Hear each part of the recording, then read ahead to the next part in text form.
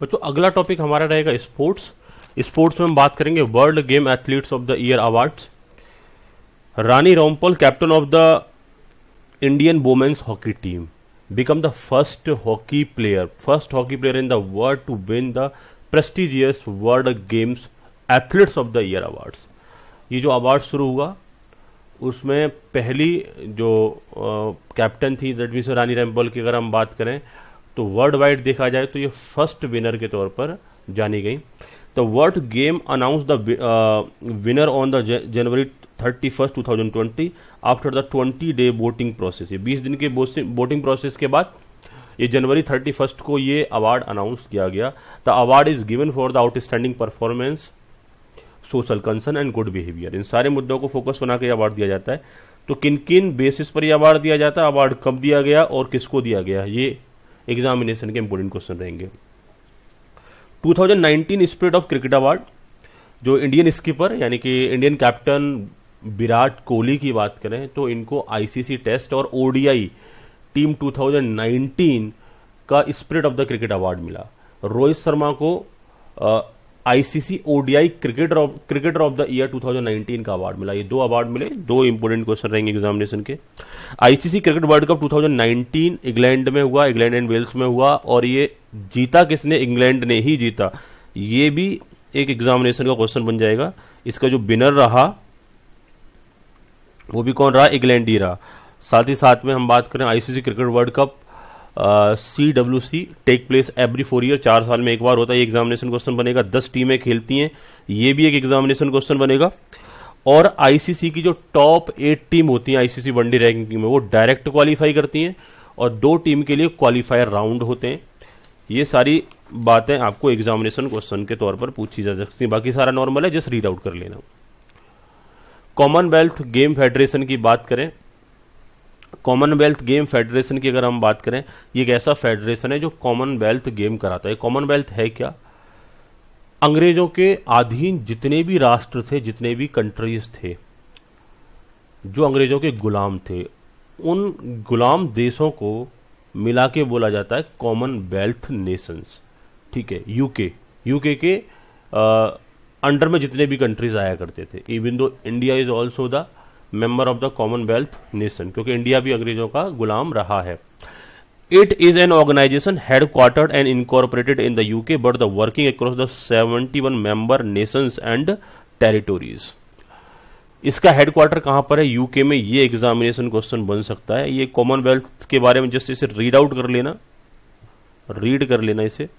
इसका हेडक्वार्टर कहां पर है, यूके में है। कितने मेंबर हैं, 71 मेंबर। ये एग्जामिनेशन के लिए इंपोर्टेंट क्वेश्चन रहेगा। साथ ही साथ अगर हम बात करें, Commonwealth game hosted by the England in July 27 to August 27 at Birmingham. That means ये एग्जामिनेशन के लिए इंपोर्टेंट क्वेश्चन रहेगा कि नेक्स्ट कॉमनवेल्थ गेम्स कहां पर होंगे। बर्मिंघम की अगर हम बात करें तो 2022 में ये कॉमनवेल्थ गेम्स यहां पर होंगे। नेक्स्ट रहेगा ओलंपिक गेम्स की अगर हम बात करेंगे तो समर ओलंपिक गेम की बात करें, जुलाई 24 से लेकर अगस्त 9, 2020 टोक्यो में ये होने थे, लेकिन कोविड की वजह से नहीं हुए। 56 ईयर आफ्टर, 56 साल बाद ये होने जा रहे थे, लेकिन अभी ये पोस्टपोन हो गए, आगे फर्दर जा चुके हैं। लेकिन अभी ये नहीं कह सकते इस पर्टिकुलर डेट में हुए, अभी हुए नहीं है। ये होने वाले थे लेकिन कोविड की वजह से नहीं हुए। Olympic games in 1964 radically transform the country. 1964 में यहाँ पर ओलंपिक गेम हुए थे। ये एक एग्जामिनेशन क्वेश्चन रहेगा। 1964 के जो गेम्स हुए थे, first time to be staged in Asia में ये पहली बार हुए थे। समर और विंटर को मिलाकर के अगर देखा जाए तो टोटल 4 गेम्स यहाँ पर, 4 बार ओलंपिक गेम्स हो चुके हैं दैट पर्टिकुलर कंट्री में। जब हम बात करते हैं जापान की अगर हम बात करते हैं तो यह 4 बार ये गेम हो चुके हैं। विंटर ओलंपिक गेम्स की अगर हम बात करें तो यहाँ पर विंटर ओलंपिक गेम्स का जो 2022 का जो बिड जीता है वो किसने जीता है, चाइना ने जीता है। ये एग्जामिनेशन क्वेश्चन हो सकता है। और इसका जो विजन रहेगा वो joyful ranges upon pure ice and snow, ये इसका मेन विजन रहेगा जो चाइना ने इसको रखा हुआ, क्योंकि विंटर में हो रहे हैं ये ओलंपिक गेम। ये एक एग्जामिनेशन क्वेश्चन के तौर पर आप इसे रिटेन कर सकते हो। और दूसरा अगला प्रोग्राम है हमारा Khelo India youth games programme. India में गेम्स की पोजीशन थोड़ी ज़्यादा खराब है, तो इसके लिए खेलो इंडिया प्रोग्राम इंट्रोड्यूस किया गया, जिससे स्पोर्ट्स एक्टिविटी ज़्यादा बेटर हो जाए और हम स्पोर्ट्स एक ग्रेट स्पोर्ट नेशन के तौर पर उभर के सामने आए। ज़्यादातर आप देखते हो मेडल्स जो है हरियाणा से आते हैं, क्योंकि वहाँ स्पोर्ट्स को काफ़ी प्रमोट किया जाता है। सेम वे ये ऑल ओवर इंडिया को प्रमोट करना चाहते हैं इसी तर्ज पर। आगे इन्होंने बात किया कि इसी खेलो इंडिया यूथ प्रोग्राम के अकॉर्डिंगली जो खेलो इंडिया यूथ प्रोग्राम को 12 वर्टिकल्स में डिवाइड किया गया। ये एक एग्जामिनेशन क्वेश्चन बन सकता है। अगला स्पोर्ट्स की अगर हम बात करें, Kapil Dev to be the first chancellor of the Rai sports academy, एक एग्जामिनेशन क्वेश्चन बनेगा। गवर्नमेंट ऑफ हरियाणा ने कपिल देव को अपॉइंट किया है और Haryana sports minister Anil Vij has approve the proposal, ये एग्जामिनेशन क्वेश्चन यहां से बन सकता है। पीवी सिंधु ने गोल्ड मेडल जीता बीडब्ल्यूएफ वर्ल्ड चैंपियनशिप में, ये एक एग्जामिनेशन क्वेश्चन बन सकता है। बाकी सब वही बात है, इसमें जैसे उसके बारे में डिटेल दिया हुआ है, लेकिन एग्जामिनेशन क्वेश्चन ये है पीवी सिंधु ने 2019 में बीडब्ल्यूएफ वर्ल्ड चैंपियनशिप जीती। लैंग्वेज एंड नेशनल सिंबल्स की बात करें तो today 7111 language are spoken in the world, ये एग्जामिनेशन क्वेश्चन बन सकता है कि वर्ल्ड वाइड कितनी लैंग्वेज बोली जाती हैं। साथ ही साथ में 23 language account for more than half of the world population. लेकिन इनका कहना है अगर वर्ल्ड वाइड पॉपुलेशन की बात करें तो आधी पॉपुलेशन मोर और लेस 23 लैंग्वेज ही बोलती है। वैसे 7111 लैंग्वेज हैं, लेकिन जो वर्ल्ड वाइड हाफ पॉपुलेशन है वो 23 लैंग्वेज ही यूज करती है। लैंग्वेज इन इंडिया की बात करें तो ऑफिशियल लैंग्वेज और languages of A state article 345 of the constitution of India. एक स्टेट का ऑफिशियल लैंग्वेज क्या होगा, इनका कहना है एनी लैंग्वेज और हिंदी, किसी भी लैंग्वेज को सेलेक्ट कर सकते हैं और हिंदी को सेलेक्ट कर सकते हैं, adopted by the legislature of state. इसे लेजिस्लेचर तय करेंगे कि कौन सी लैंग्वेज हमें रखनी है, तो कोई भी लैंग्वेज हो सकती है या फिर हिंदी हो सकती है। Until legislature otherwise provide English language use for the official language, जब तक लेजिस्लेचर अदरवाइज प्रोवाइड ना करे कि किस लैंग्वेज को यूज किया जाएगा, तब तक इंग्लिश लैंग्वेज को ही एक ऑफिशियल लैंग्वेज के तौर पर बोला जाएगा। अगले मुद्दे पर चलते हैं। ऑफिशियल लैंग्वेज जो कि कम्युनिकेशन में यूज होती है इंडिया में, communication between one state and another state, between one state and one union territory, अगर इनके बीच में आपस में कोई कम्युनिकेशन होना है तो किस लैंग्वेज में होगा, तो इनका कहना है language authorised by the union, जो यूनियन ऑथराइज कर देगा लैंग्वेज, उस ऑफिशियल लैंग्वेज में यहां पर कम्युनिकेशन होंगे। और ये लैंग्वेज जो होगी shall be the official language in communication. Note, if two state agree then Hindi shall be the official language of communication. अगर दो स्टेट आपस में एग्री कर जाएं तो फिर हमारा क्या होगा, हिंदी लैंग्वेज एक ऑफिशियल लैंग्वेज बन जाएगा। लैंग्वेज से कनेक्टेड कुछ और एग्जामिनेशन क्वेश्चन आ सकते हैं, ठीक है। तो इन एग्जामिनेशन क्वेश्चन की बात करें तो as per Ethnologue number of individual language listed for India is 460। अगर इंडिया की बात करें, ये एक कह सकते हैं कि एक डायरेक्टरी है लैंग्वेजेस के बारे में। एथनोलॉजी की बात कर रहे हैं तो ये यहाँ पर लैंग्वेजेस का डिटेल रहता है कि कितनी लैंग्वेज है, कहाँ पर कौन सी लैंग्वेज है, ये सारी डायरेक्टरी के तौर पर इसे बोला जाता है। तो यहाँ पर बताया गया कि इंडिया में जो लैंग्वेज है 460 है, जिसमें से 447 तो अभी चल रही हैं, 13 लैंग्वेज बैनिस्ड हो चुकी है, खत्म हो चुकी हैं।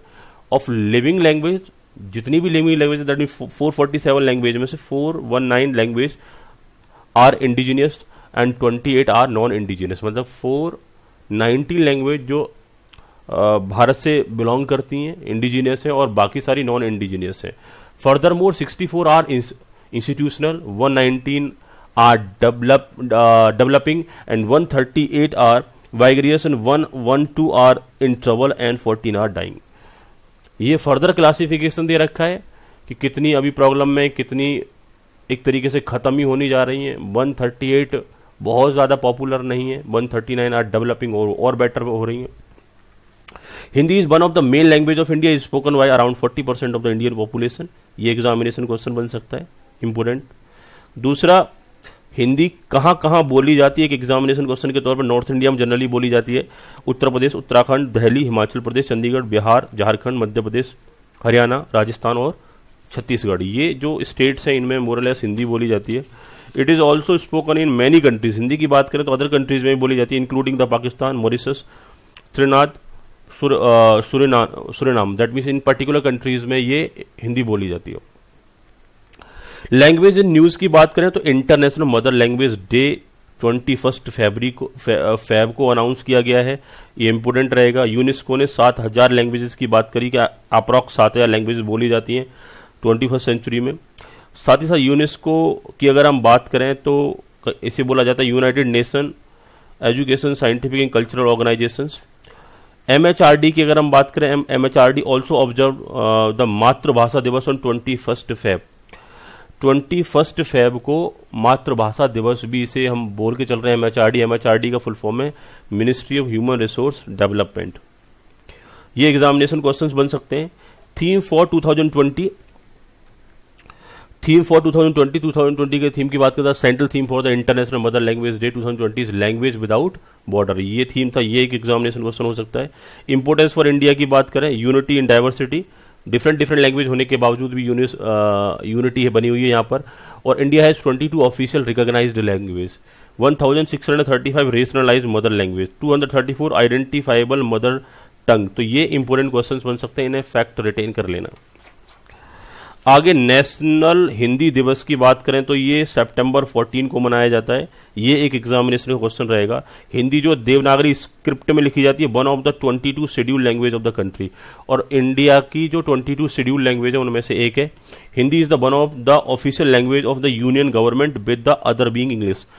जो यूनियन गवर्नमेंट है, सेंट्रल गवर्नमेंट है, उन्होंने दो लैंग्वेज को ऑफिशियल लैंग्वेज बना रखा है, एक तो हिंदी को और एक इंग्लिश को।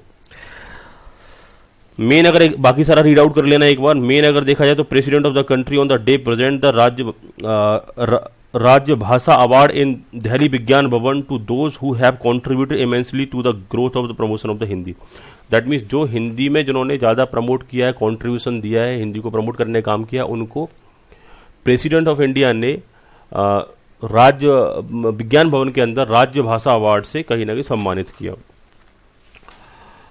एक इंपोर्टेंट क्वेश्चन के तौर पर आप इस हेडर को मगअप कर लेना कि Nepali and Santhali language in the scheme for the grant of senior junior fellowship ministry of corporate and cultural tourism, इनका इंक्लूजन हो गया, inclusion of Nepali and Santhali languages.